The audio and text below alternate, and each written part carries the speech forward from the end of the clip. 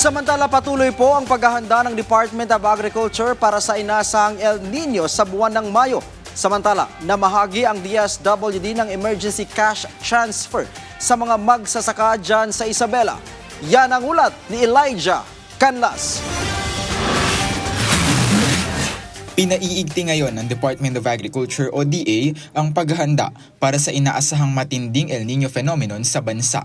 Babala ng kagawaran, maaaring magdulot ng malaking pagbaba sa ani at kita ng mga magsasaka ang nasabing weather event. Ipinag-utos ni Agriculture Secretary Francisco Chu Laurel Jr. na paghandaan ang mga posibleng pag-init ng panahon hanggang 2.2 degrees Celsius. Ayon sa Philippine Rice Institute o PhilRice, may 92% chance na maging moderate hanggang strong ang El Nino ngayon. Inire-review na ng mga opisyal ang water availability para mai-adjust ang pagtatanim ng mga magsasaka at maiwasan ang pagkalugi.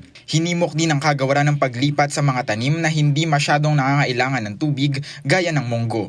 Binigyang diin ni Secretary Laurel na hindi na matatakasan ang pagdating ng El Nino, kaya nararapat ang ibayong paghahanda gaano man ito katindi.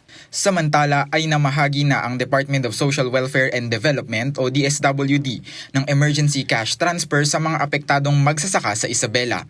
Ang hakbang na ito ay bahagi ng direktiba ni Pangulong Ferdinand R. Marcos Jr.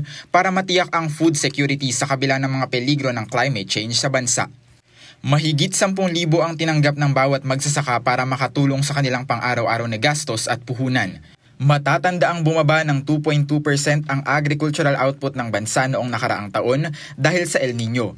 Sa kasalukuyan ay nasa 14,477 na magsasaka na ang nakatanggap ng tulong mula sa target na 35,444 na benepisyaryo. Kaugnay nito ay nakikipag-ugnayan na rin ng DA sa National Irrigation Administration o NIA para maayos ang alokasyon ng tubig sa mga bukid.